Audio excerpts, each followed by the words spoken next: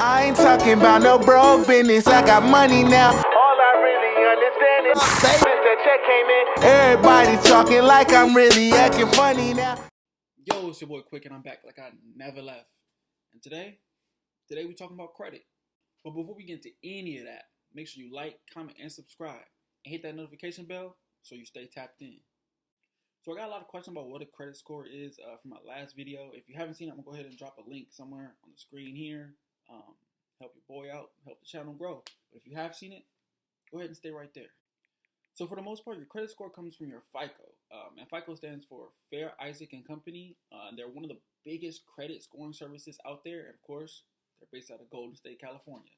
However, they aren't the only one that gives credit scores, and there isn't only one way to score credit, which you'll learn from this video. So I think that's where a lot of confusion comes in, and I've been seeing this meme going around on Twitter about, Credit Karma and the car dealership. I'm ready. No, you ain't. And I'm gonna break that down here. So there's your FICO score, which is like your overall score that the Fair Isaac Company gives you. Then there's FICO Auto, which is like for your auto loans. There's FICO bank cards, and so on and so forth. So there's very, very different ways to score credit for very different things. There's also numbers that go along with this. I believe currently we're on FICO 9, but then there's like 2, 5, or 2, 3, 5, 8, and 9.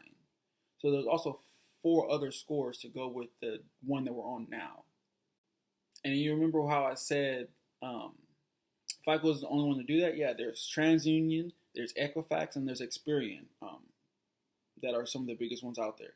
So if you're confused, don't worry about it, because it's very confusing. There's 3 or 4 different bureaus. There's like 5 or 6 different types of scores, and then there's 4 or 5 versions of that score. It's a lot of numbers. And from all that, I can pretty much say it's needless to say that yes, your score can vary from site to site and location to location, just depending on what particular score they're pulling at that time. So that's pretty much credit summed up as a whole. I really just want to focus on the overall score and break down what that is. So let's dive into that and let's see what the breakdown is of credit. So let's do this part smallest to biggest as far as importance goes. And there's 5 major categories to credit, and that's hard inquiries. They make up like 5% of the score. It's not super major. You're always going to get hard inquiries anytime you apply for a new credit line. And a credit line is literally anything that you have to make a payment on. You go to AT&T and apply for a phone, like to lease a phone. That's a credit line from you and the store.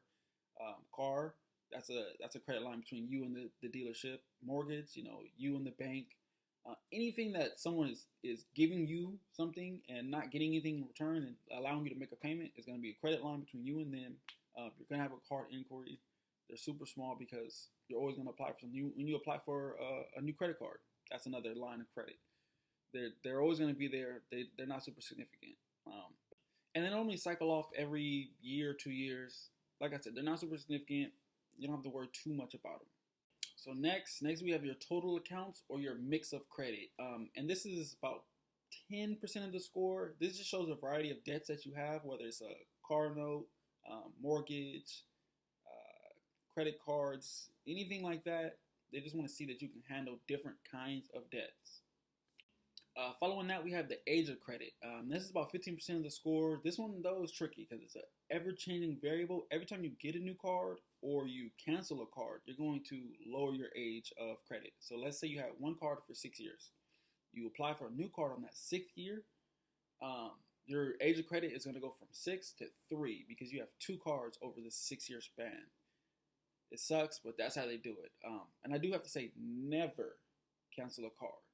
That's just a bad idea. Just pay it off and put it in the freezer. You don't need to use it, but never cancel the card. You completely get rid of that line of credit. So you're gonna automatically raise your utilization rate, which I'm gonna talk about a little later, and you automatically lower your age of credit. So if you cancel that 6-year card, you now have 1 year of credit. Bad idea. These last 2 categories are significantly more important than the other ones that I talked about because they're double, and they hit about 30 and 35% of your score. That's your utilization rate and your payment history. I remember I just talked about utilization rate. That's the amount of credit you use, or the amount of credit that you have compared to the amount of credit that you use. So if you have $1,000 worth of credit and you use $500, you're using 50%. You're utilizing 50% of your credit. That is extremely high. You want to stay under about 30 to 35% of your credit. 30 is better. You want to stay about 30% of your utilization rate. That's why I say it's so important not to cancel that card, because you lower that cushion that you had. Let's say you had the 2 cards. Let's go back to the 2-card example. You have $1,000 per card. That's $2,000, right? You use $1,000. That's 50%. Still high, but that's 50%. Let's say you cancel one of those cards. You're now at 100% of your utilization rate, because you just wiped away $1,000 of your available credit line.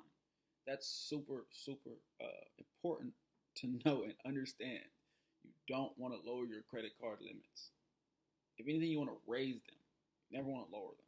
Anytime you can apply to have more credit, whether you're going to use it or not, I always apply for new credit limits, because I want to raise my utilization rate. So that if I have to spend a little bit more this month, let's say something came up, it doesn't impact my utilization rate. My limits are so high that I'm not going to get to ever using 35% of what I have. And then the last one, like I said, is 35% of your score. This is your payment history. It's pretty self-explanatory. Pay the bill on time. If they want their money on the first, give them their money on the first. Don't make them wait. Don't.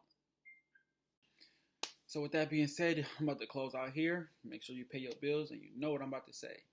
I'm not telling you it's going to be easy. I'm telling you it's going to be worth it.